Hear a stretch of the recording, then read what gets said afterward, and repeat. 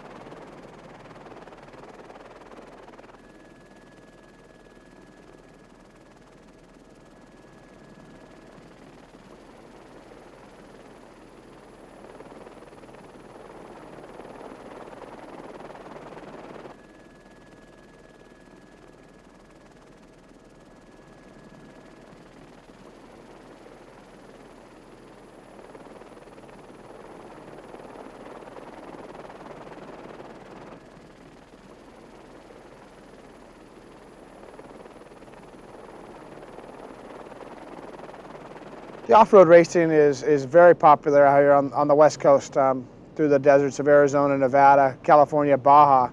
It's been a popular area of off-road, and it's a growing sport still. As we're getting more network television for Baja, NBC has covered the last two Baja 1000s, and it's bringing it to a bit of a different audience as well. That is, other people are able to see it now. Off-road racing is probably one of the most difficult races to cover. It's not like a NASCAR race where you got a 2-mile track or a half-mile track or a 2.5-mile track. You got racers spread all over the desert. Pit areas are all in different locations, so it's very hard to follow the off-road races. And now with what OLN's going to do with the Dakar Rally, what NBC's doing with the Baja 1000, it's allowing people that live on the East Coast and all over the world to touch and feel off-road racing. Last year I was the first American to take home a stage win. We won 2 stages there last year. This year, I've learned a lot of what it takes to race that race. I've got more experience now, and it's just all going to be how we pace ourselves. The vehicle has been very good. The HUMMER H3 that we built has gone very well in testing. It doesn't have 6,000 miles on it, but we've got about 700 miles on it now, and we feel very good about all the functions involved. It's a challenging event. It's not only a tough race as far as competitors go, but it's tough as far as the environment, the terrain, and 16 races in a row, day after day after day. Well, I love to race my stock car, but on the weekend I love to play in the dirt. And for a brand out there that's proven to the world that their vehicles are tough enough to take on the world, like HUMMER, I'm excited to be part of it. The things that cause us problems basically is just the desert itself. You have to deal with the environment that you're operating in. You have to give it the respect that it deserves. That is a challenge of the Dakar. Thousands of years people have tried to cross the Sahara, and it's a very difficult thing to do, even with modern technology and modern vehicles. So you have to be careful because the dune crossings are immense, and you're cresting blind dunes all the time, having no idea what's on the other side. Often you can drop into a hole or a witch's eye, which is where the wind has blown the sand around, so then you get stuck there for a period of time.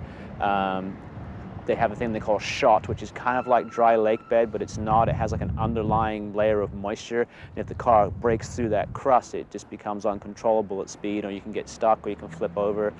There's also, you don't see every single hole that opens up in the desert. Sometimes they get abnormal heavy rains, and that creates very hard cuts in the desert surface. So, all these sorts of things are obstacles that could, reach out and do some serious damage to the car, and we have to avoid.